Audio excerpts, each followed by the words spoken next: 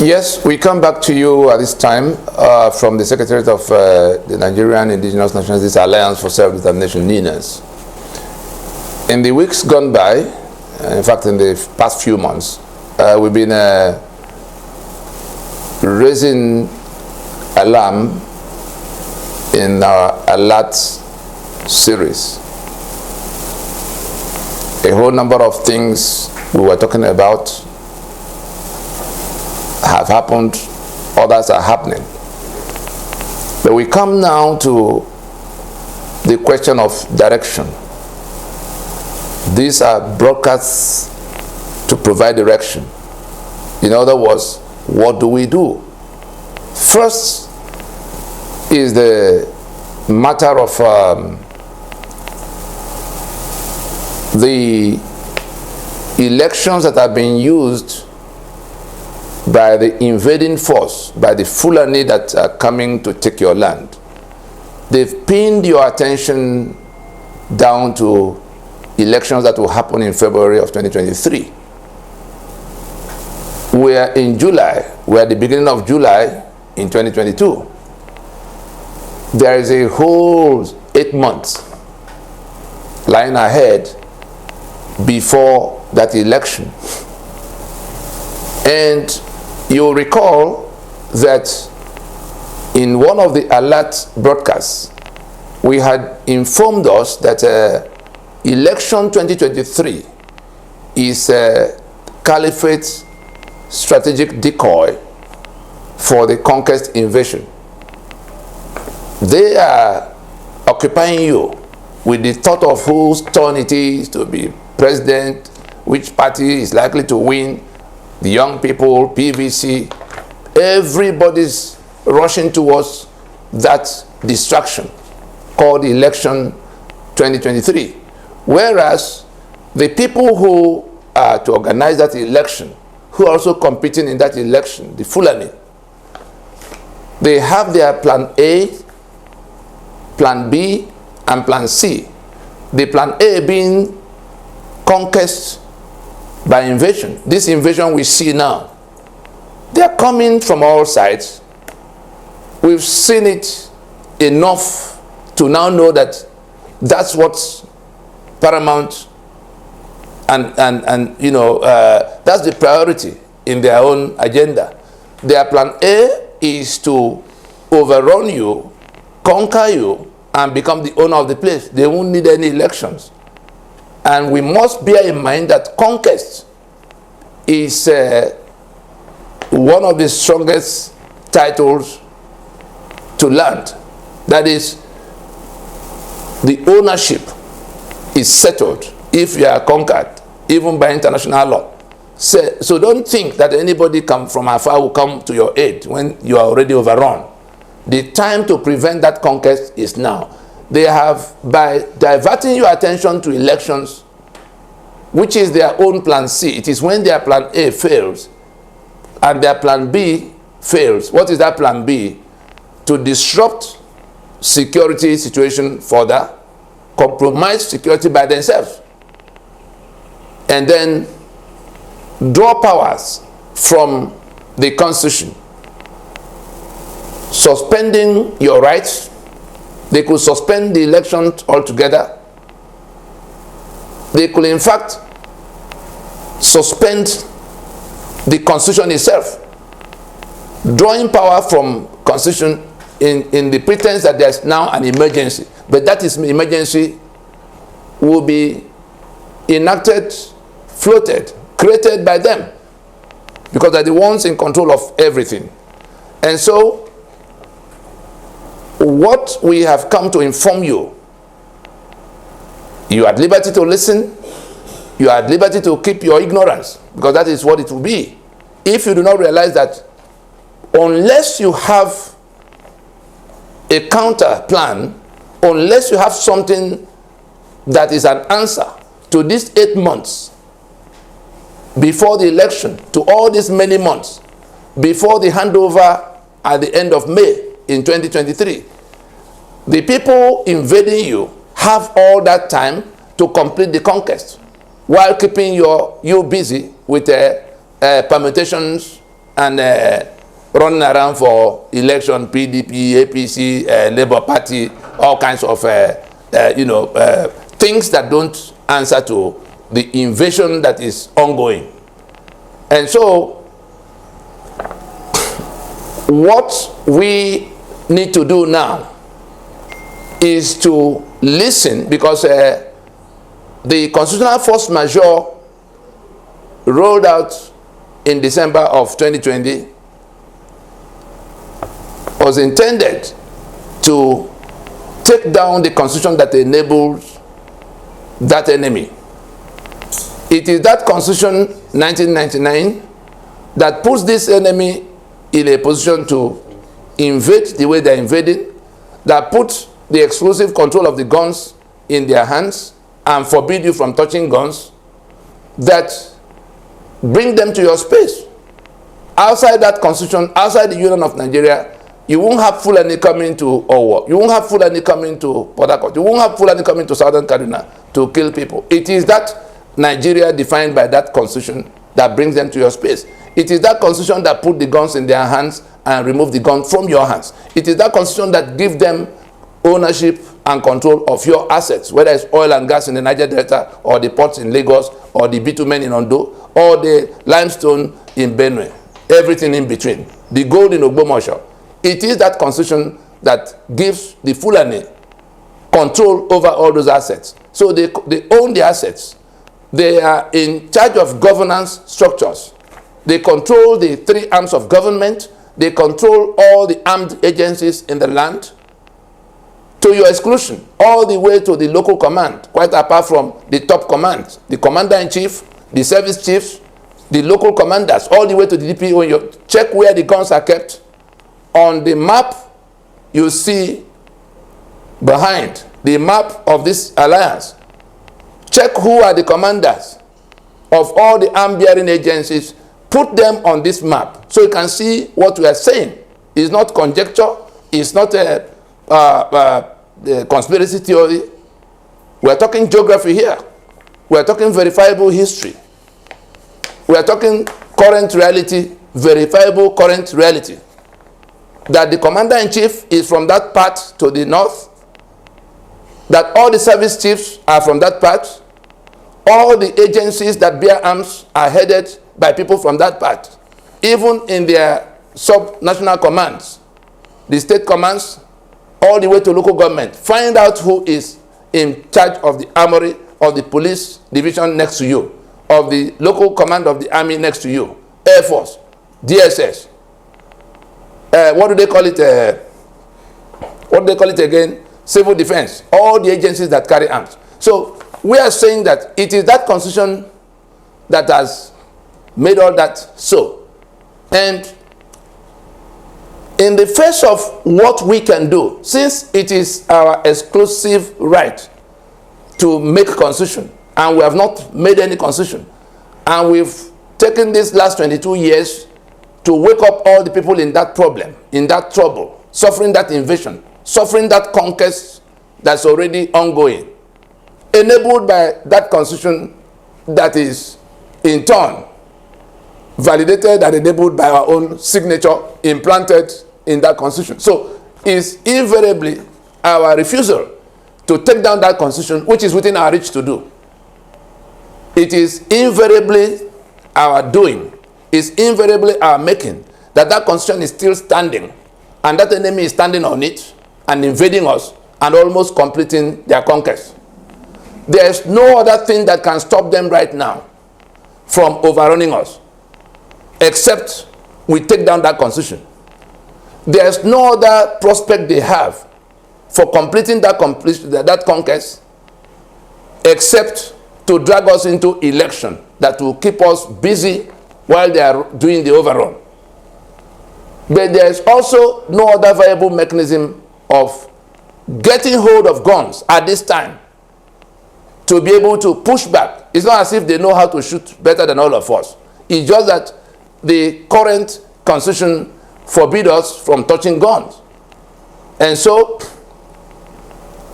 what to do is to reverse that situation that brings them to our space, is to reverse that situation that forbid us from touching guns while giving them exclusive control of the guns, is to reverse that situation that put our economic assets in their hands, is to reverse that situation that put them in control of the law, by which we can be criminalized for trying to push back. Anything you do to try to push back in terms of having guns, because it is by AK-47 that we are being overrun.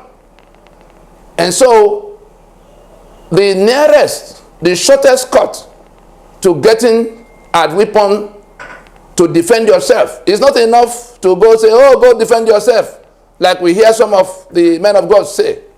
It's not enough to say, you know, it doesn't make any sense if we do not put it down to specifics. How will guns be in the hands of the people who are being invaded, the people who are being overrun? In this first part, in this broadcast, what we came to do in this first part is to let you know that there is a whole period of 8 months. It could be 11 months if we're talking about May, when the Buhari will hand over to whoever else.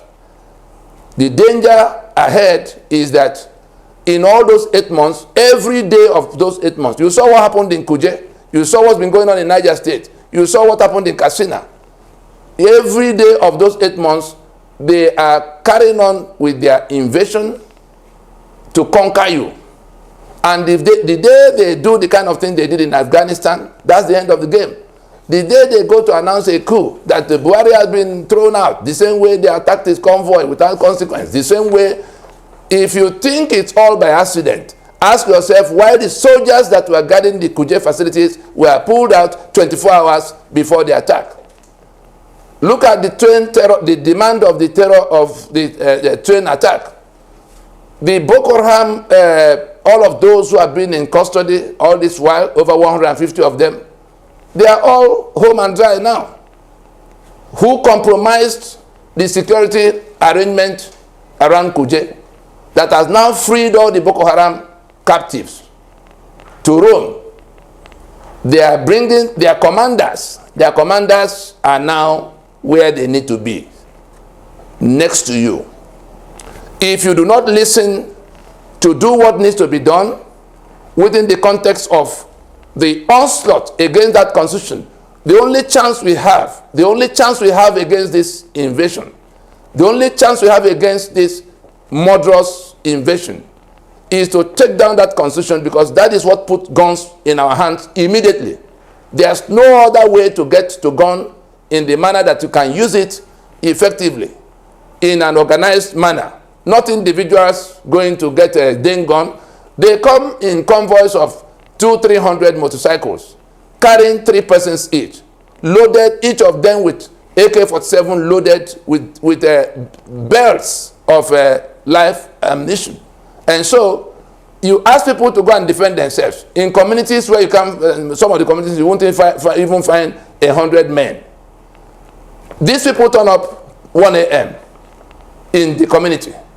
We're not talking about city centers. Those communities that are far into the farmlands, they just come. What kind of weapon would they have to be able to confront 600 rifles that can come in one convoy of motorcycles? Meanwhile, they pass all the roadblocks because they are people that are in control of all the security networks. How did they get to the distances where they strike and go back on nothing? Nobody stops them. So there is something. If anybody is still debating what Danjuma told us clearly in March of 2018, 4 years down the road, a former chief of army staff will come out to tell us there's collusion, meaning that the federal government of Nigeria, the commander-in-chief, the complicity of the commander-in-chief is at the center of all of the search for solution. If we do not take that into account, to know that we are being overrun by a force aided by our own federal government, and it is Fulani that is behind all of how it's happening, headed by the same commander-in-chief that is supposed to be leading our own defense from aggression, the type we have seen. It is conquest that is going on. It is election 2023 that they've used to divert your attention. The PVC you are asked to go to get will be issued by the Fulani that control INEC. The military that will help them on the day of election, the chief returning officer, chairman of INEC, that will announce the result, that will tell you what they saw in terms of result. All those things are controlled 100% by them. But they are not even going. They are not going to any election with you. They are deceiving you into thinking they are going to election with you. Election is if their first plan fails and their second plan fails. The second plan being to disrupt the security situation that's already bad. Take it from crisis to chaos level. And then draw powers from Section 135 of the Constitution. Let all the lawyers who go running, all the mediocre lawyers roaming around Nigeria, senior advocate professor, Section 135 of the Constitution of Nigeria has a provision that can keep Buhari in power beyond May of next year. They are not telling you that now. And the only thing they need to activate that, to extend the tenure, either by 6 months if they go to subsection 2 of that 135, or indefinitely if they draw the powers of subsection 1 of that section 135. The tenure of 4 years, which you think is sacrosanct, under that dubious constitution is not sacrosanct.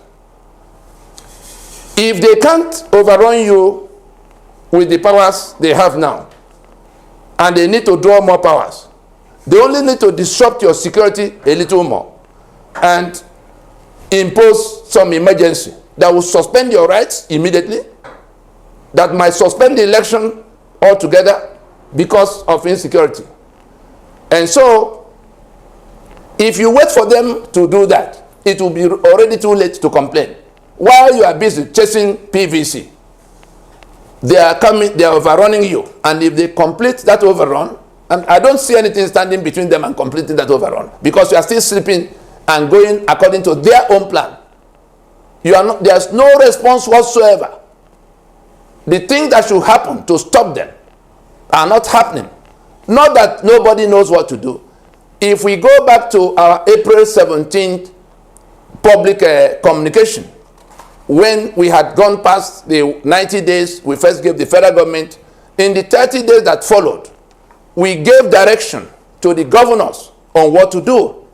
Our sovereignty is on the table right now. The constitution that settled it is dead. Our sovereignty and our assets are on the table. Either we move forth, either we step forward and take it for ourselves, or we allow those who have been brought in from Niger and Senegal and Mauritania, the Fulani that are invading, will take that sovereignty of yours, take your land and wipe you out. And if the conquest is now completed, it just takes one announcement. It takes only one announcement to say, like we saw in Afghanistan, that it's all over. And so, let us know that our first order of business in the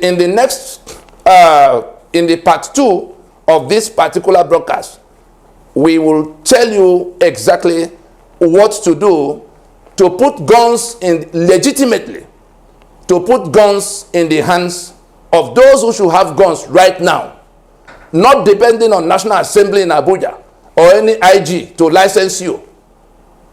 The constitution that forbids you from carrying arms, the constitution that forbids the states from doing anything about arms and ammunition, is what we have defeated.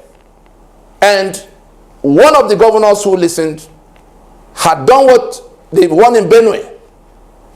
He has done what we asked him to do, and he has issued firearms. The other governors and all the people, the men of God, and all of those who are inviting people to other kinds of things, please listen now that you can still do something. In a matter of weeks, guns should be in the hands of those within the context of the implementation of the constitutional force majeure. We have arrived at the point where we have to activate the armed self-defense component of our self-determination. It takes only listening. It takes putting aside ignorance and working with knowledge. But if you choose to go looking for plastic PVC in a battle of AK-47, you will live with the consequences of your decision. But I believe it should not be so. Let's go to the part 2 for the what we can do now to put guns in the hands of people. It goes beyond asking people to go and defend themselves. That's a totally senseless response to the kind of terrible conditions approaching us. Thank you.